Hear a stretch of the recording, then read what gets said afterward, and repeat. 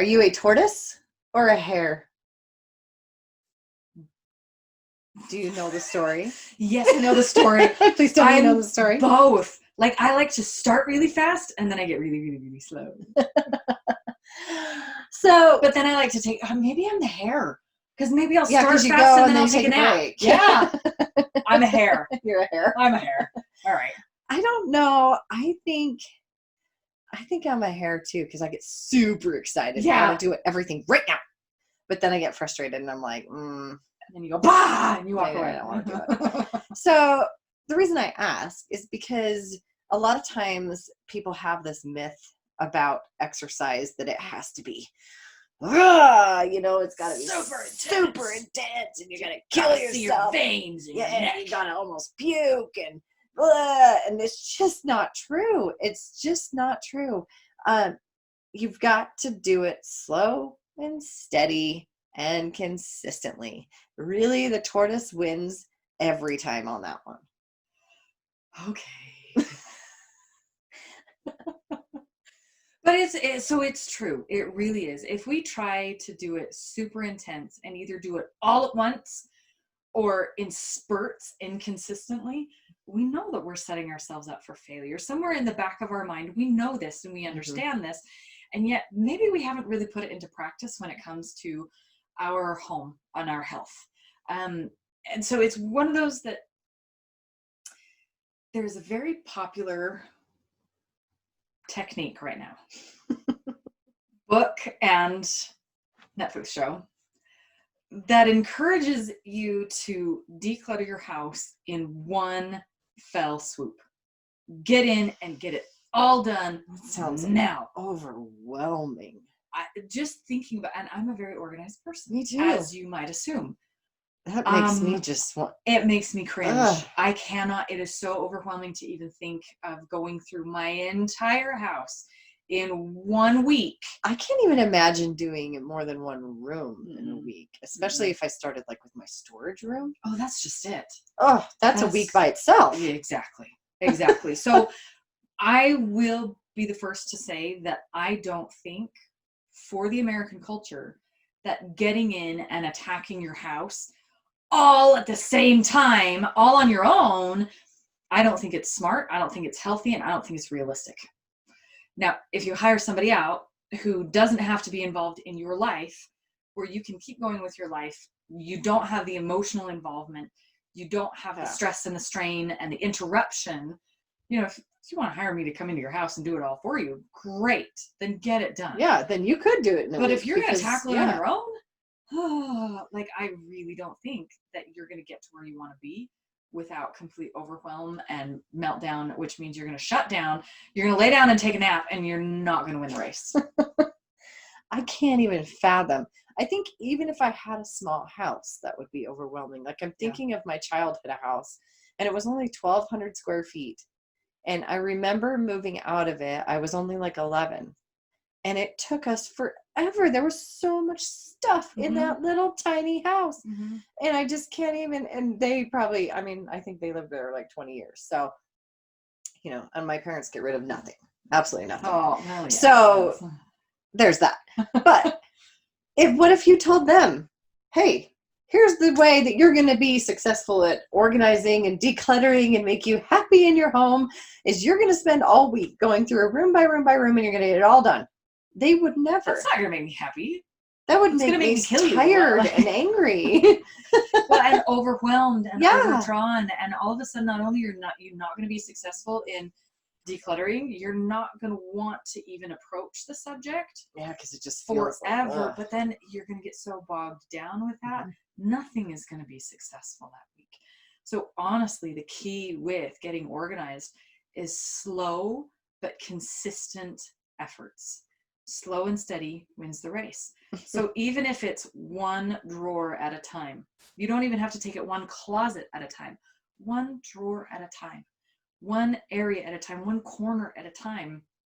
But if you do it consistently, then you know that you're going to get it done. So one of the techniques that I learned from a mentor of mine is she used to talk about the human Zamboni. So she said, don't ever stop, but don't ever stop. In other words, don't stop and really dig into one thing, Okay. but don't ever stop walking.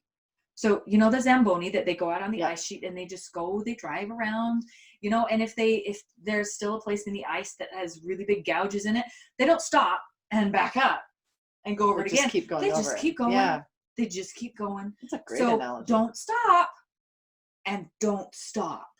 So don't get bogged down in one area of any particular room, but make sure you go back and visit that area of the particular room on a consistent basis until it's done. I love that. I love that. Well, it's so similar to exercise and diet because Of course it is. That's why we're so here. weird. But the more popular thing right now is a very extreme way of eating. You cut out all of one thing and you go crazy on another. And you drop all this weight really, really fast, which you do. But you also can suffer major headaches because you're super dehydrated. You lose all kinds of nutritional value in all your foods, so therefore you're not getting the nutrients you need. Therefore you get the flu, which is another way of saying your body doesn't feel good and it's not functioning optimally. And then so yeah, it's to say all at once, but it's also overwhelming to people because they go, I can't ever have what? I have to only eat what? Like every meal of every day. And if I mess up one time, then I have to start over again. Like, are you kidding me? So exercise too. People try to jump in and they think, oh, I'm going to start working out. I'm going to go run 20 miles today. When they haven't run in 10 years.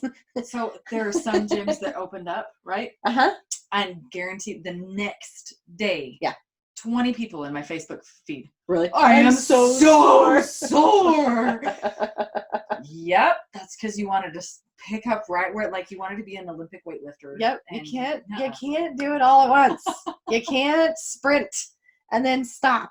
You got to slow and steady. You got to ease into it. And really, you're welcome to, and you will probably see some results. But will they stay? Will it be maintainable? Will you be overwhelmed and frustrated, or will you feel good? So you don't need to jump. You don't need to sprint. You don't need to lift a whole bunch of heavy weights. You don't need to go do crazy things where you're throwing weights up in the air and swinging around on bars. All you need to do is get moving and do some interval training and do it in a safe way. So what I mean by that is interval training changes your body. If you don't do interval training, you will still find some change, but it's not going to be very quick. It's going to take you a long time to get there. The good news is you can do interval training with zero impact. It's called a bike or a pool. And probably not a pool right now, so a bike. Hey, there are rivers and lakes. Hey. No, but I guess the beaches are closed. So I know some pools are open for lap swimming or whatever, but just for the sake of simplicity, a bike is good. So you can do a recumbent bike. You can do a regular bike, but it requires zero impact. There's no jumping. There's no sprinting. There's no anything that's going to injure you or danger you, but you can still spike your heart rate up and down and start to build some intensity in your workout safely, not all at once. Awesome. Not the whole house. Yeah. Please don't do the whole house. And the reason why that's important, just some quick and dirty, I'm not going to give you all the complicated science of it, but if you want to change your body composition, which means you want less fat and more muscle, hopefully not the other way around. Not most people. Most people. I guess there are some, but that's a very small few. So change your body composition in the direction of less fat and more muscle, just so we're clear. You need to get your heart rate up and down. High to where you're huffing and puffing, can't even talk, back down, and then quickly back up again. The more that you do that, the more it sucks the energy out of your muscles, and then it creates this need for your body to burn calories to replenish that, because your body likes everything full. The tanks all need to be topped off and nice and full, everything happy and copacetic. And so when you do interval training of any kind, it causes your body to have imbalances of energy. And so it spends more energy, AKA burns fat, to put that back. So. And I'll say the same kind of technique. The reason why you don't want to tackle your entire house all at once, or just go really, really, really hard, is that then even if you were to do that and you put everything away, then when life shifts and things move a little bit, we go into a different season, or, all of a sudden school is canceled. When life shifts and that system breaks, you're already burned out, and you don't want to take the time to say, oh, okay, well, that system is broken now. Let's just shift it a little bit and just keep plodding along. Instead, we go, oh my gosh, I just did that. You mean I have to do this again? Right. And we sit down next to the tree and we take a nap. So is it an Aesop's fable? Is that what that is? Or am I way off? I think you are right. The tortoise and the hare? I think it was Aesop. Was it Aesop? I don't know. Whoever person with the name that no one can spell. The whole point of it was that slow and steady. You can't sprint a marathon. Right. You will fail every single time. And we've seen it in so many different regards and respects that, of course, it's going to be applicable to us, to health, to fitness, to our home, and to our health. So those small, consistent, for example, let me give you an example. I have been working with my kids for years now, at least 4 years, to be able to self-edit their own possessions. So I thought it was hopeless at first, but I'm like, no, I'm bound and determined. Like when we go through the closets, hey, what about these shirts? Do you still like them? You have too many shirts and not enough hangers. And, for the first couple of years it was, but no, I can't get rid of that. Those are mine. And then I took a step back and I'm like, okay, it's still too emotional. So every time we do laundry, instead of rotating out for seasonal adjustments, every time we did laundry, I'd say, hey, is there anything in your closet you don't want to wear anymore? No, Mom, I like everything. Would you stop asking? But every week, every time we did laundry, hey, that's all I would ask. Is there anything in your closet that you don't want to wear anymore? For years.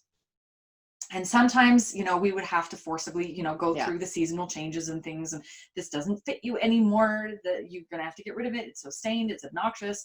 So sometimes I would really have to coach them and walk through it. But every week, hey, is there anything in the closet that you don't want anymore? And then all of a sudden, one day I said it, and my daughter was like, yeah, here, you can have these 2 shirts. You were like, don't react. Seriously, it was like, okay, awesome, thanks. So super cool. And then I walked out, it worked. But now they understand that it's not a forceful thing, and it's not a super emotional thing. It's just, hey, are you done with it? Like just self-edit, but it was the consistency over years. And one of my sons is ADHD OCD. And so he is a collector of all things little, and he insists on keeping what is precious to him. And therefore there's no way that we could have gotten rid of it. And to go through all of his stuff all at once is so emotional. Like you cannot go through everything he has all at once. It will shut him down every single time. But just consistency. Hey, Kellen, anything in your junk drawer, or we can't call it a junk drawer. Anything in your treasure drawer that you're done with. Anything in your treasure drawer that you're done with the next week. Anything in your treasure drawer that you're done with. And all of a sudden we went from having major meltdowns to, no, Mom, but I would really appreciate your help going through it next week. I like it. It's amazing. Yeah. Just chipping away. Chipping away.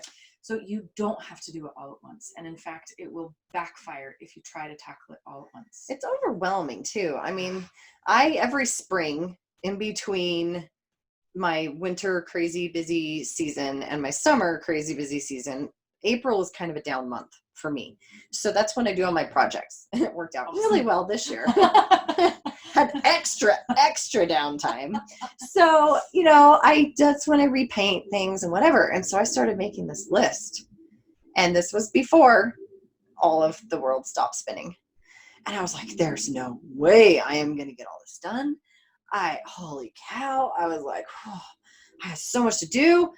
And then I made my list, and then I just started one project at a time. And I didn't have time to do it every day. I didn't have time to do it at the same time every week. It was just, I would look at my calendar and go, today I have absolutely nothing on my calendar. That's never happened before, ever. March 2020, hashtag the day the world ended. So, I looked at my calendar and voila, it is empty. Amazing. Amazing. So I was able to get to those, but it was really overwhelming when I first looked at the list. Oh, yeah. So you really have to be able to go, okay, one thing, just like with the kids, one box, one drawer, one shirt, one thing on the list. And slowly but surely I've worked my way through it, and actually looked at my list the other day. I've got one thing left, and it's like not even that big of a deal. It was just kind of one of those things where I was like, I should probably do that, but I've done them all. Celebrate. Yes. I'll bring you donuts. Okay. Just kidding. Don't bring me Totally donuts. won't. I really, really like donuts. Don't bring me donuts. I will eat them all. But no, I was so excited because I was like, look at that. And I get a lot of satisfaction off of the whole like crossing out thing. Mm-hmm, mm-hmm. So, and I keep my list on my phone so I can check off the box and it puts a little strike through. I totally leave those on there just to look at them. Just to see how far you've come. There's no problem. Like, that's what I love about like running races where it's a down and back race, because then you can see where you came from. Yes. And then you know how far you've come already. Like, yeah, look back on that checked off list. Do it, girl. So your homework this week is to start somewhere, anywhere. One place, one thing, one idea, one movement, one day at the gym, one meal, whatever, and then stay consistent. Don't stop. Just one, not 15. Just one. Slowly, steadily, do it consistently, and eventually, just like the tortoise, you will get to the finish line and be laughing at the hare while he's sucking wind. See you next week.